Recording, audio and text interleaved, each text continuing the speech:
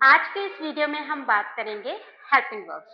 जैसे मैं आपको एग्जांपल के साथ क्लियर करती हूँ। अभी मैं इस तरह से बोलूँ, मैं पढ़ा रही हूँ या मैंने पढ़ाया था, मैं पढ़ा सकती हूँ, मुझे पढ़ाना चाहिए, मैं पढ़ाने वाली। सो इंग्लिश में हम ये अलग अलग तरीके के सेंटेंस को कैसे फ्रेम करें, इसके लिए हमें हेल्पिंग वर्ब्स की नीड होती है। सो मैं आज के इस वीडियो में सभी तरह की हेल्पिंग वर्ब्स को क्लियर करने वाली हूँ, बहुत ही ईजी एंड सिंपल टेक्निक के साथ। सो वीडियो को एंड तक जरूर देखिएगा। Now let's begin.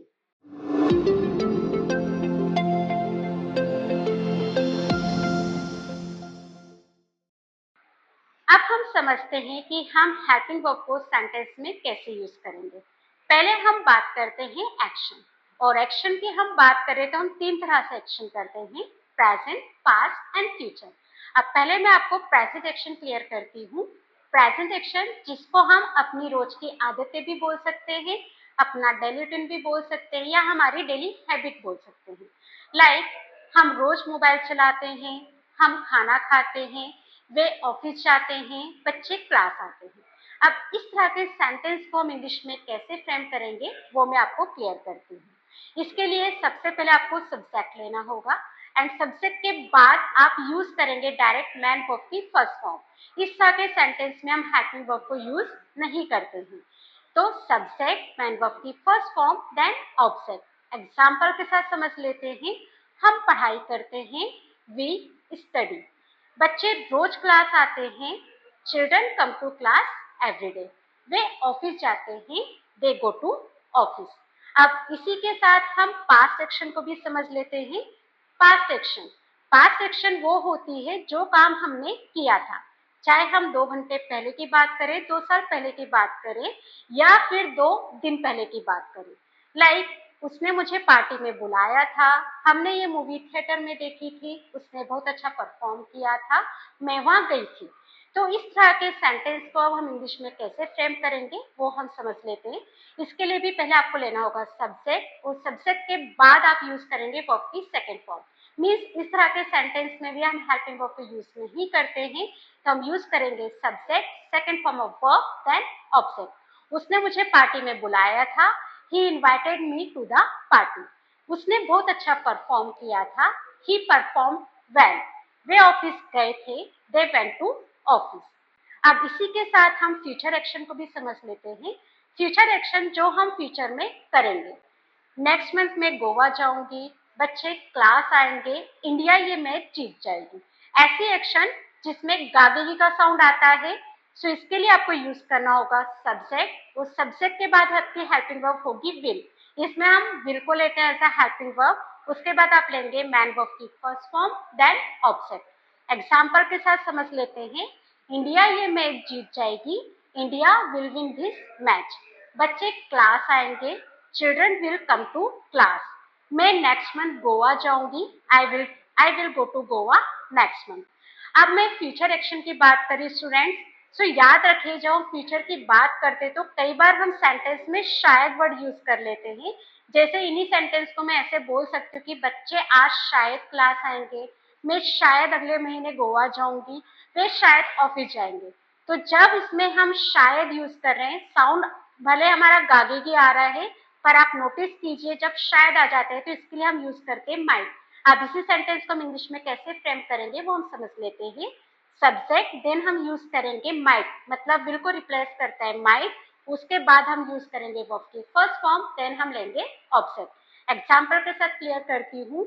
बच्चे शायद क्लास आएंगे, children might come to class. वे शायद ऑफिस जाएंगे, they might go to office. मैं शायद आज पार्टी में जाऊंगी, I might go to the party too. अब हम समझते हैं पास्ट हैबिट। अब पास्ट हैबिट क्या होती है मैं आपको एग्जाम्पल के साथ क्लियर करती हूँ। पास्ट हैबिट जो भी काम हम किया करते थे, लाइक वह जॉब करती थी, हम स्कूल जाते थे, बच्चे बहुत अच्छी इंग्लिश बोलते थे। अब इस तरह के सेंटेंस को हम इंग्लिश में कैसे फ्रेम करेंगे वो हम समझते हैं। इसके लिए आपको यूज करना होगा सब्जेक्ट। सब्जेक्ट के बाद आप यूज करेंगे यूज टू, मतलब कोई ऐसा काम जो आप किया करते थे तो उसके लिए आपको यूज टू लेना है, और यूज टू के साथ आप लेंगे वर्ब की first form, then object. Example के साथ समझ लेते हैं। हम स्कूल जाते थे, we used to go to school. वह जॉब करती थी, she used to do job. बच्चे बहुत अच्छी इंग्लिश बोलते थे, children used to speak English well. अब हम समझते हैं अपकमिंग एक्शन। अपकमिंग का मतलब होता है ऐसी एक्शन जो होने वाली है, होने वाली थी या होने वाली होगी। मतलब इसमें भी हम present upcoming action, past upcoming action और फ्यूचर अपकमिंग एक्शन की बात करते हैं। पहले हम बात करेंगे प्रेजेंट अपकमिंग एक्शन, लाइक बच्चे क्लास आने वाले हैं, बारिश होने वाली है, मैं बाहर जाने वाली हूँ। अब इस तरह के सेंटेंस को हम इंग्लिश में कैसे फ्रेम करेंगे वो मैं आपको क्लियर करती हूँ। इसके लिए आपको यूज करना होगा सब्जेक्ट। सब्जेक्ट के बाद जो आपको हेल्पिंग वर्ब लेनी होगी वो होगी is, am, are, about to, then verb की फर्स्ट फॉर्म, देन ऑब्जेक्ट। अब एग्जाम्पल के साथ समझ लेते हैं। बच्चे क्लास आने वाले हैं, children are about to come to class. वे प्रेजेंटेशन देने वाले हैं, they are about to deliver a presentation. मैं बाहर जाने वाली हूँ, I am about to go out. अब इसी के साथ हम पास्ट अपकमिंग एक्शन को समझ लेते हैं। पास्ट अपकमिंग एक्शन लाइक वो आने वाली थी, वह बाहर जाने वाला था, वे प्रेजेंटेशन देने वाले थे। इस तरह के सेंटेंस को अब इंग्लिश में हम कैसे फ्रेम करेंगे, इसके लिए आपको यूज करना होगा सब्जेक्ट। सब्जेक्ट के बाद आप इसमें यूज करेंगे वॉज वर्ब के साथ अबाउट टू, देन वर्ब की first form, then object. Example के साथ क्लियर करती हूँ। बारिश होने वाली थी, it was about to rain. मैं तुम्हें कॉल करने वाली थी, I was about to call you. बच्चे परफॉर्म करने वाले थे, children were about to perform.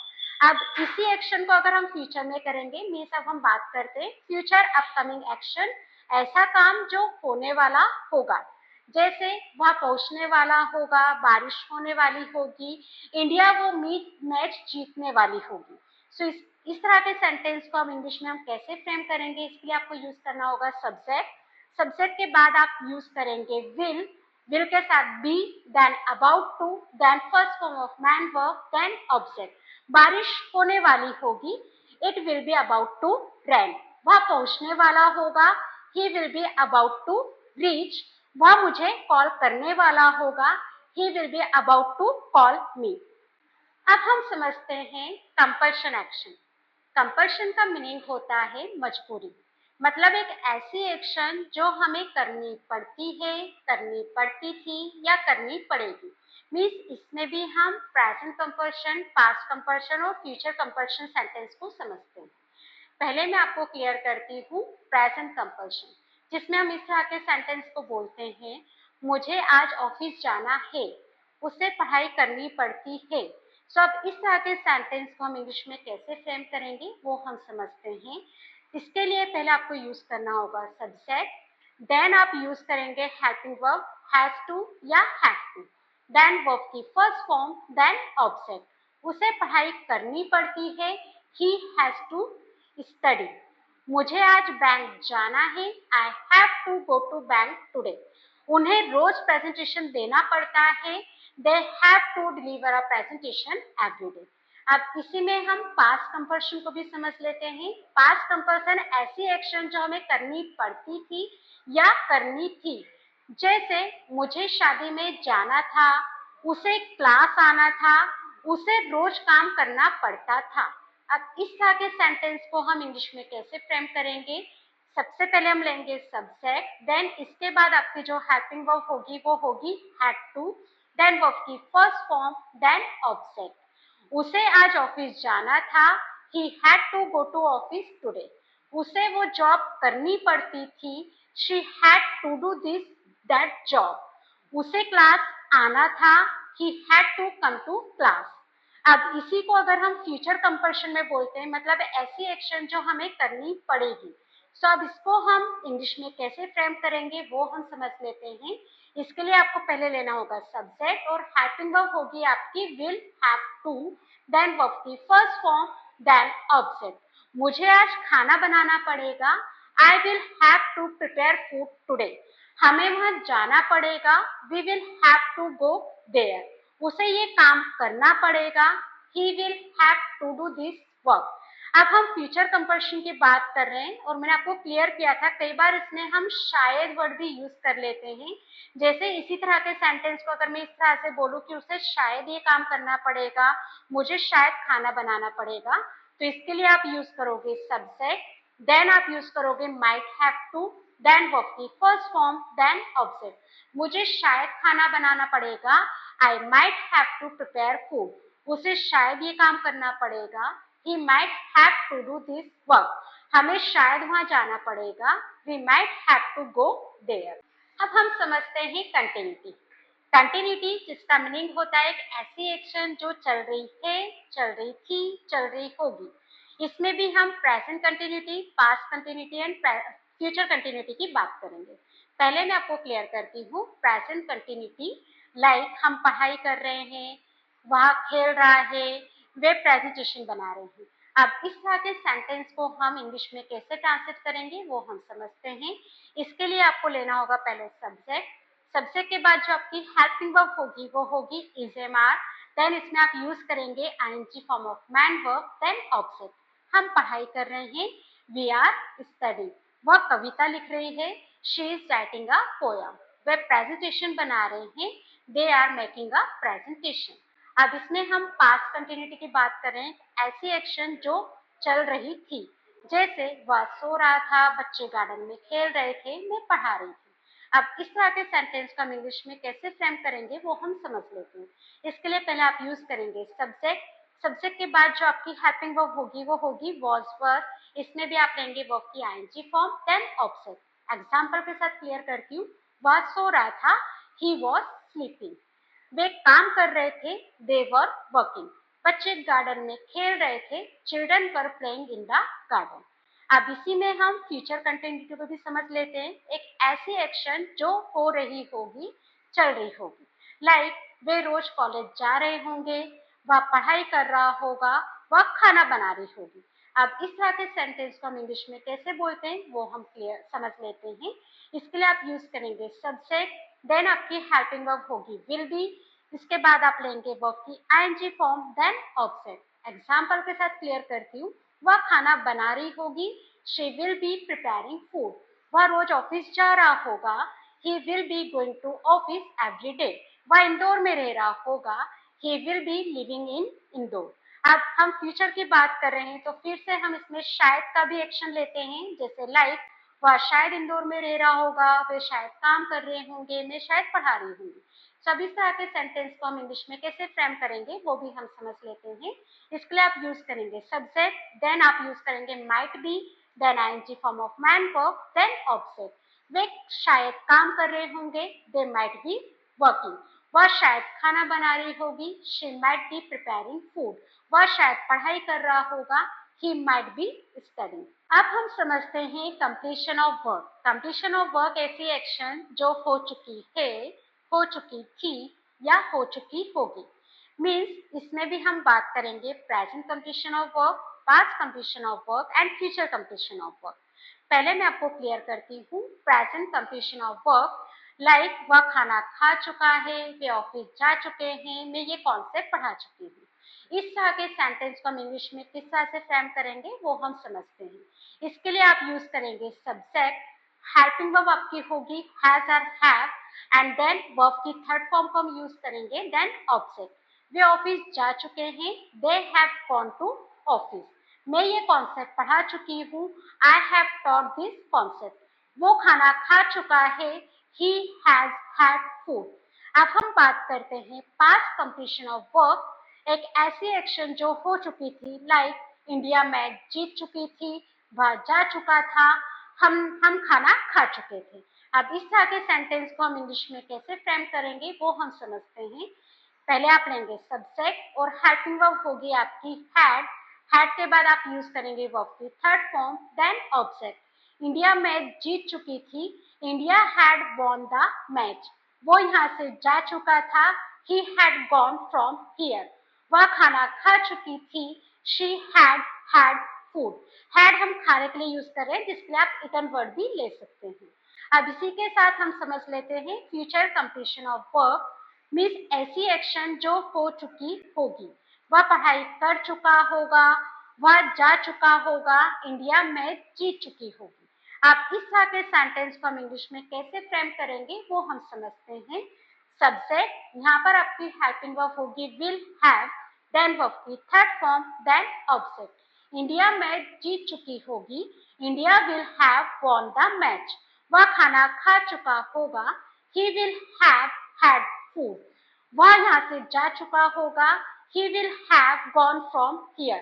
अब हम फ्यूचर की बात कर रहे हैं, इसमें भी हम शायद का वर्ड यूज करते हैं। जैसे शायद इंडिया मैच जीत चुकी होगी, शायद वह खाना बना चुकी होगी, शायद वे प्रेजेंटेशन दे चुके होंगे। अब इस तरह के सेंटेंस को हम इंग्लिश में कैसे फ्रेम करेंगे वो हम समझते हैं। इसके लिए आप यूज करेंगे सब्जेक्ट, हेल्पिंग वर्ब होगी माइट हैव, देन वर्ब की थर्ड फॉर्म, देन ऑब्जेक्ट। वह शायद प्रेजेंटेशन दे चुका होगा, he might have delivered a presentation। वह शायद खाना बना चुकी होगी, she might have prepared food। वह शायद पढ़ाई कर चुका होगा, he might have studied। अब हम बात करते हैं एबिलिटी।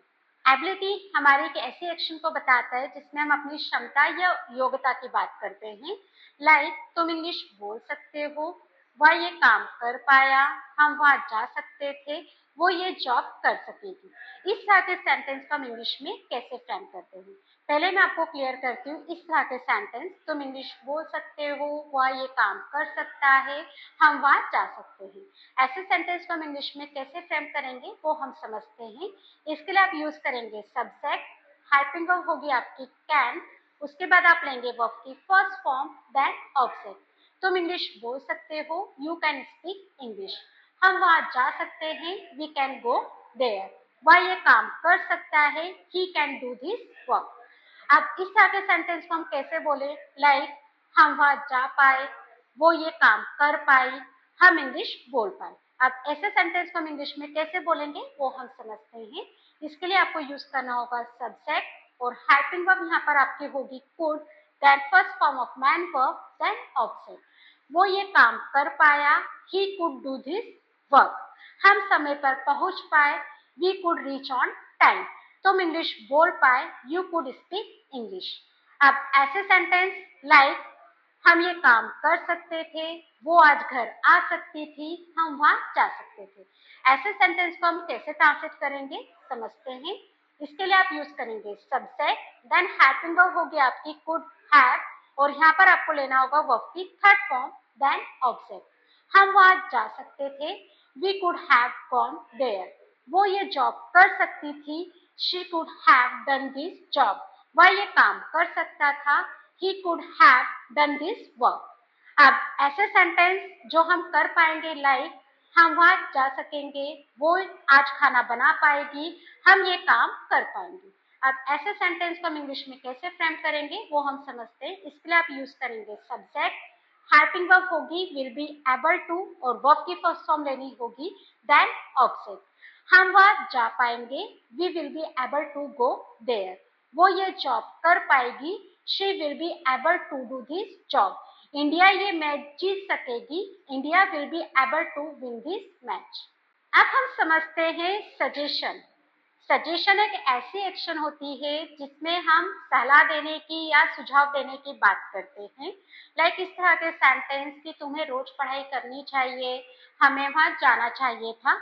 ऐसे सेंटेंस को हम कैसे बनाएंगे, पहले मैं आपको प्रेजेंट सजेशन की बात करती हूँ। लाइक तुम्हें पढ़ाई करनी चाहिए, उसे मुझे बुलाना चाहिए, या हमें वहां जाना चाहिए। ऐसे सेंटेंस को हम इंग्लिश में कैसे फ्रेम करेंगे वो हम समझते हैं। इसके लिए आप यूज करेंगे सब्जेक्ट और हेल्पिंग वर्ब होगी आपकी शुड, इसके बाद आप लेंगे वर्ब की फर्स्ट फॉर्म, देन ऑब्जेक्ट। हमें वहां जाना चाहिए, वी शुड गो देयर। तुम्हें रोज पढ़ाई करनी चाहिए, you should study every day. बच्चों को ये गेम खेलना चाहिए, children should play this game. अब इसी को अगर हम पास्ट में करते हैं, लाइक इस तरह के सेंटेंस, तुम्हें वहां जाना चाहिए था, उसे मुझे बताना चाहिए था, हमें ये काम करना चाहिए था। ऐसे सेंटेंस को हम इंग्लिश में कैसे ट्रांसलेट कर देंगे वो हम समझते हैं। इसके लिए आप यूज करेंगे सब्जेक्ट, देन आपकी हेल्पिंग वर्ब होगी शुड हैव, देन वर्ब की थर्ड फॉर्म, देन ऑब्जेक्ट। हमें वहां जाना चाहिए था, we should have gone there. उसे ये काम करना चाहिए था, he should have done this work, उसे मुझे कॉल करना चाहिए था, he should have called me. Student अभी मैंने आपको कैन और शुड को बताया है. कैन और शुड एज अ अगर मैं लैंग्वेज की बात करूं तो इसे मॉडल्स बोला जाता है, जो ऑलरेडी मैंने आपको पहले से ही वीडियो मैंने अपलोड किए हुए हैं, क्योंकि कैन के काफी यूजेस होते हैं. इसी तरह से शुड के भी बहुत सारे यूजेस होते हैं. तो आपको अगर और भी यूजेस समझना है या कोई भी डाउट है तो आप मेरे वो वाले वीडियोस भी देख सकते हैं, जिसमें मैंने प्रॉपर कैन के यूज और शुड के यूज डिफरेंशिएट करके बताए हैं. नाउ लास्ट वन, हम बात करते हैं कंटिन्यूटी के साथ टाइम. इसके पहले भी मैंने आपको कंटिन्यूटी बताई थी, पर उसमें हमने एक समय की बात नहीं की थी. अब कंटिन्यूटी पर एक समय के साथ एक ऐसी एक्शन जो समय के साथ चल रही है, चल रही थी, चल रही होगी या शायद चल रही होगी, ऐसे सेंटेंस को हम इंग्लिश में कैसे फ्रेम करेंगे वो हम समझते हैं. पहले मैं आपको बात करती हूँ इसमें प्रेजेंट कंटिन्यूटी के साथ टाइम.